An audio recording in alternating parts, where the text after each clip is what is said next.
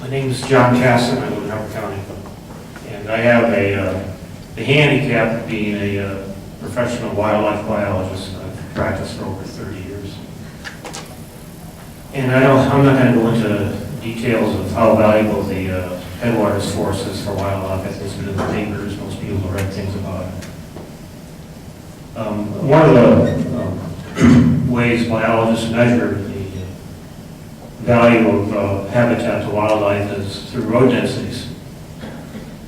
A unit of measure or level of impact of standard acceptance in the profession is 1 mile per square mile.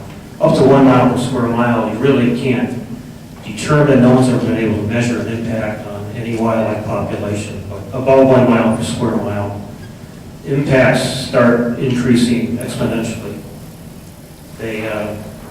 Impacts like displacement, direct mortality, indirect mortality, and so on. There's a lot of impacts.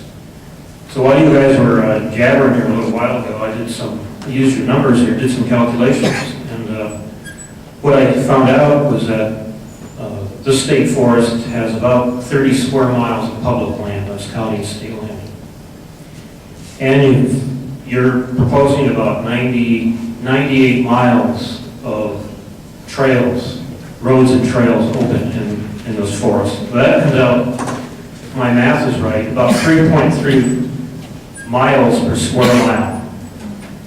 And it's my professional opinion, that's obscene. Shame on all of you. Thank you.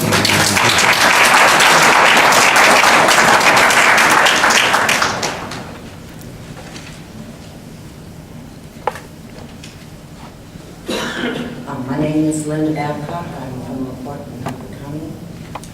And first off, I don't think any of us here that live in this area want to damage any of our lands.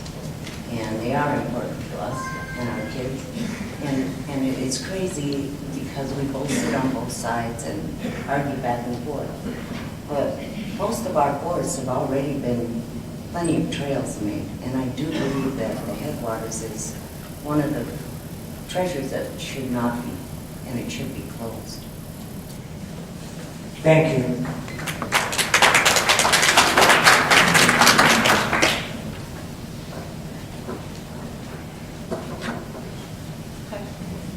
My name is Kathleen Block, and I live... A little bit closer, please. Yeah, thank you. I live outside of Bemidji. And I really know very little about these vehicles or these issues, and I have a lot of appreciation for all of you that are doing the detail work. I guess we each have our part in it, and I appreciate that part of struggling with detail. I feel like my part in all this, I've spent the last years really working at coming into harmony with the earth and with my own body. And it's not convenient and it's not easy. And I really think that along with the freedom that we have to enjoy this beautiful part of the Headwaters, I mean, it's so special that we're the stewards of it here. There's also a huge responsibility, not just to enjoy it as entertainment, not even just to enjoy the beauty, but to allow that land to do its job. And I don't know that that's even come up tonight, that the land itself has a job to do for the whole country, for the planet probably. And I just would like my voice to be heard. The Earth Mother can't come up here and speak, but she's indeed speaking to us. And to really look at the ways that she's already speaking to us. Thank you. Thank you.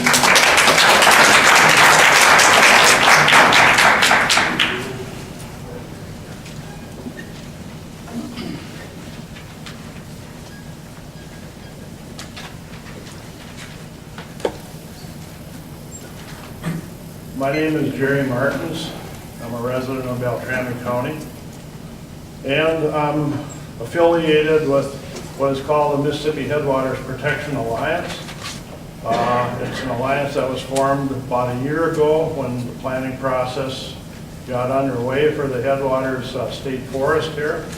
It involves the local chapter of Audubon, the Mississippi Headwaters Audubon Society. The Canoe Club was involved.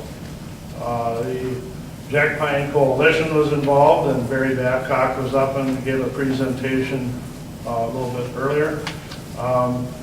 We all thought that the proposed plan would come out with a closed forest.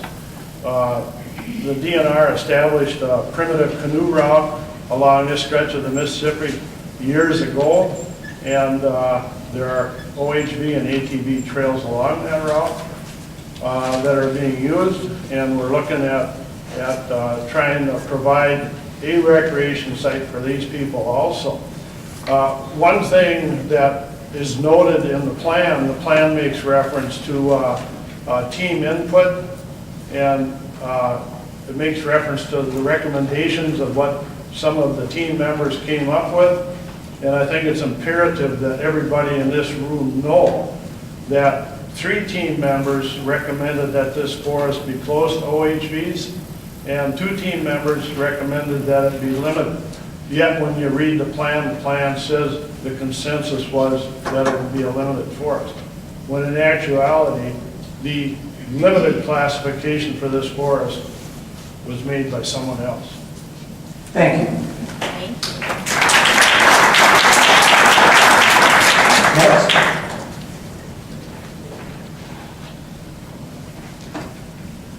My name is Joel Adamson. I'm from Grand Rapids, Minnesota. I'm a member of an off-road club there, and also a member of the Minnesota Four-Wheel Drive Association. Motorized use of the state forest and that, it goes back to when Grandpa built a doodle bug back in the 20s or the 30s and 40s. An old jalopy and part of the truck. And it goes back a long ways. My wife and I, we picked up an old Bronco back in '76, that's 32 years ago. And we've been putzing through the woods ever since. Put her in low gear and just creep along. One of my wife's hobbies is taking wildflower pictures. She's got a list a mile long of the different wildflower pictures.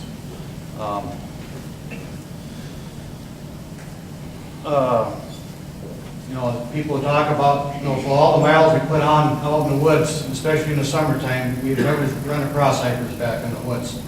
And my wife and I also do an awful lot of canoeing.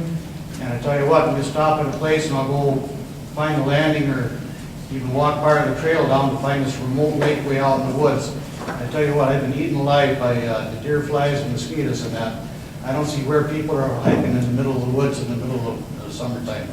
And like I say, we haven't seen them. There's been no conflict at all with us or ATVs. One thing I'd like to say is that we are not mudder trucks. Mudder trucks are specialized vehicles. They're on private property. They're in special events. Just a misnomer. And we're also not out there looking for challenges. I'd like to compliment the DNR and the counties. I think they've done a pretty good job. There's 1.3 miles of ATV trail I would like to see left open for trucks, but that's the way she goes. One thing I'd like to say is that one thing I've been pushing for several of these meetings is that we keep these trails multi-use, open for ATVs and Jeeps and trucks. That's what the U.S. Forest Service did in the Chippewa. I think they did a good job there. Matter of fact, they don't even make any distinction between ATVs and ORVs. Thanks for your time. Thank you. Next, Louis.